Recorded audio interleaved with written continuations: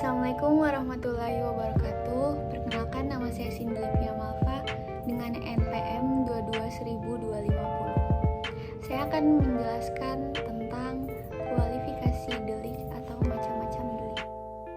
Delik adalah istilah dalam yurisdiksi hukum perdata dan campuran yang makna bervariasi dari satu yurisdiksi ke yurisdiksi lainnya.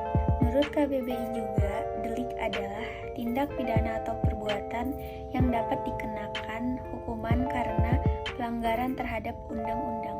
Macam-macam delik. Yang pertama, delik formil dan material.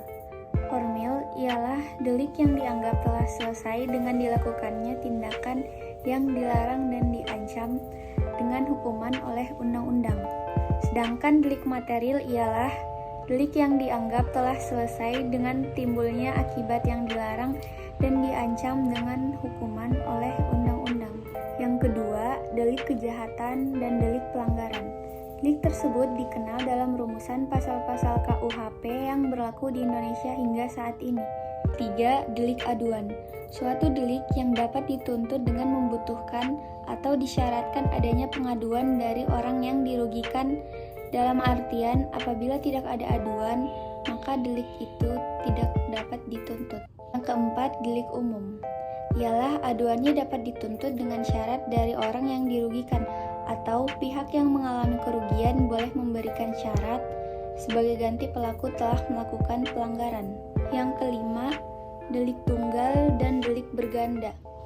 Delik yang cukup dilakukan dengan satu kali perbuatan, sedangkan delik berganda adalah delik yang dilakukan secara berulang dan melanggar aturan. 6.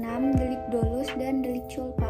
Delik dolus merupakan suatu perbuatan pidana yang dilakukan dengan unsur kesengajaan, sedangkan delik culpa adalah suatu perbuatan pidana yang dilakukan tanpa adanya unsur kesengajaan dan dapat dikatakan sebagai perbuatan pidana secara tidak sengaja. Ketujuh, delik komisionis, delik omisionis, dan delik komisionis per omissionem commissa merupakan pelanggaran terhadap perbuatan yang dilarang seperti pencurian, penggelapan, dan penipuan.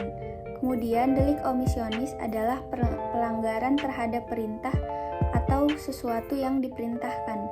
Sedangkan komisionis per omissionem commissa berupa pelanggaran terhadap perintah akan tetapi dapat dilakukan dengan cara tidak berbuat. Terakhir, delik yang berlangsung terus dan delik yang tidak berlangsung terus. Delik berlangsung merupakan secara terus-menerus, sedangkan delik yang tidak berlangsung terus adalah perbuatan yang selesai saat itu juga. Sekian hasil penjelasan saya. Lebih dan kurangnya mohon dimaafkan. Wassalamualaikum warahmatullahi wabarakatuh.